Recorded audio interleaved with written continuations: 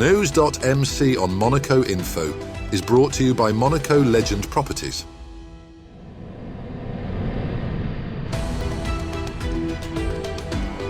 Bringing you news on Monaco's economy, culture, sports and more. Welcome to NEWS.MC, your English rendezvous on Monaco Info. Coming up on NEWS.MC, discover past week's top stories and meet the people who make Monaco. Hi, I'm Francesco Grosoli. I am the CEO of CMB Monaco, and you are on NEWS.MC on Monaco Info. What's been making headline in the past week? Monaco has signed a new cooperation agreement with Burundi to strengthen ties and enhance support in key areas such as health, education and food availability. A Monegasque delegation, led by Minister of Foreign Affairs and Cooperation, Isabelle Béraud-Amadei, is currently in Burundi, where Monaco renewed its partnership with the World Food Programme for another 3 years. This initiative will provide over 80,000 children with daily meals at 100 schools using locally sourced food. The visit also included a stop at the Monaco consulate, marking a significant diplomatic milestone. On Friday, October 11th, Monaco's Minister of State, Didier Guillaume, paid a courtesy visit to Christian Estrosi, Mayor of Nice and President of the Nice-Côte d'Azur metropolis. The two leaders discussed shared priorities including mobility, economic development and environmental protection. Guillaume emphasized Monaco's strong commitment to the United Nations Ocean Conference, which will be held in Nice in June 2025. He expressed hopes for a transformative outcome that would benefit the ocean, its ecosystems and marine biodiversity, reinforcing the shared environmental goals between Monaco and Nice. His Serene Highness Prince Albert visited La Seine-sur-Mer on Friday, October 11th to honor his great-great-grandfather, Prince Albert I, by inaugurating the photographic exhibition, The Azores, a Garden on the Atlantic. Hosted at Villa Tamaris, the exhibition features over 200 photos by Micheline Pelletier, capturing the natural beauty of the Azores. Prince Albert I conducted 13 scientific expeditions to the archipelago, contributing significantly to oceanographic research. The exhibition highlights his scientific legacy and deep connection to the Azores, where his name is still celebrated. The exhibition is open to the public and runs until January 5th, 2025.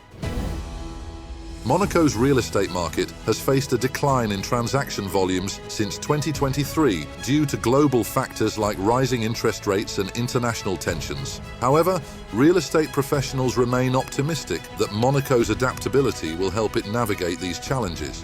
Despite the downturn, property prices have stayed high and the market continues to benefit from strong demand. Recent developments, such as interest rate cuts and increasing residency applications, signal a positive outlook for the future. Monaco's unique economic, safety and environmental advantages continue to attract investors, ensuring resilience in the market. The Monegasque Rugby Federation, in partnership with the Princess Charline of Monaco Foundation, organised a creative contest for over 80 students from College Charles III to design the new jersey for the Impis U16 rugby team founded by Her Serene Highness Princess Charline.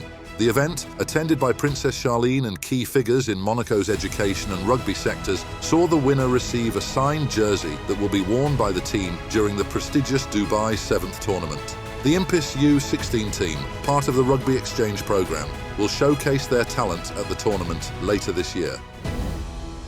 His Serene Highness Prince Albert led a key meeting of the International Commission for Scientific Exploration of the Mediterranean Sea in Palermo on Sunday, October 13th. Hosted at the historic Palazzo Chiaramonte Steri, Prince Albert, accompanied by Monaco's ambassador to Italy and other officials, presided over discussions on recent CIESM scientific projects and future collaboration on Mediterranean maritime issues. The meeting reinforced the sovereign's commitment to environmental protection, particularly in preserving the Mediterranean's marine ecosystem. Following the meeting, the delegation toured the 14th century Palazzo Steri, highlighting the cultural ties between Monaco and Italy in their shared dedication to environmental and historical conservation. The Roca team suffered its first EuroLeague defeat of the season on October 16th, falling 86-71 to Barcelona. After 2 home wins, this away game proved challenging, with Monaco struggling to keep pace in the second half. Barcelona capitalised on key turnovers and dominated the boards. Missing injured players Nick Calathes and Furkan Korkmaz, Monaco's offence faltered, with Mike James and Jordan Lloyd unable to find their rhythm. Despite efforts from Alpha Diallo and Aly Okobo, Monaco couldn't recover, leaving them focused on bouncing back in their next game against Bologna. Next up, our exclusive interview with the personalities driving the Principality. Hi, I'm Francesco Grosoli. I am the CEO of CMB and joining in 2019. Now I run the business and I have basically changed the bank. CMB is one of the leading or the leading private bank in the Principality. Banking is a big industry. You have the retail banking, and the retail banking, as you might already use platforms where you are interacting with the bank purely on a digital base. Wealth management will and need to have more technology, because basically the wealth management industry is well behind what the retail banking has achieved, but it will not be a pure digital interaction.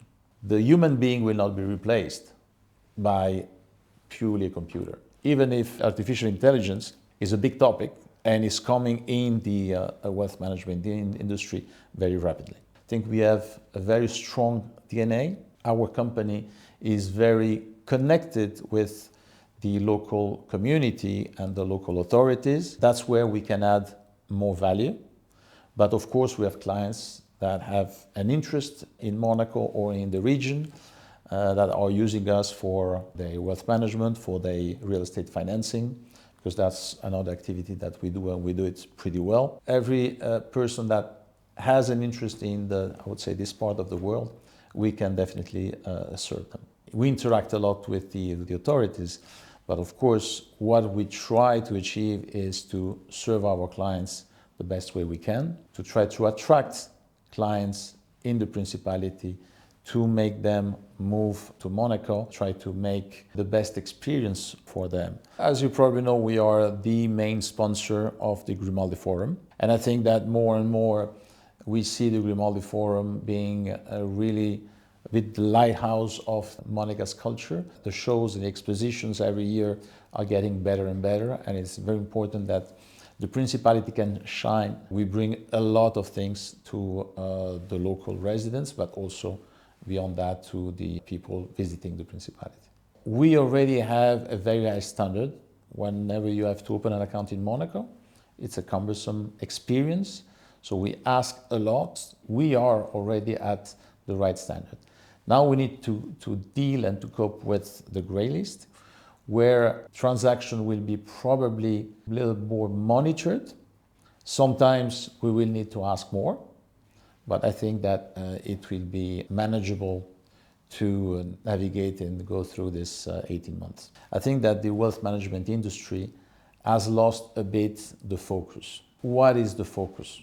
It's a client. And I think that it's important that we put the client back in the center. And CMB Monaco does it. So I think that it's very important to listen to the client, to understand what his needs are, and to try to be a solution provider. Very often I joke with my colleagues, say, we should be a solution provider, not a problem provider.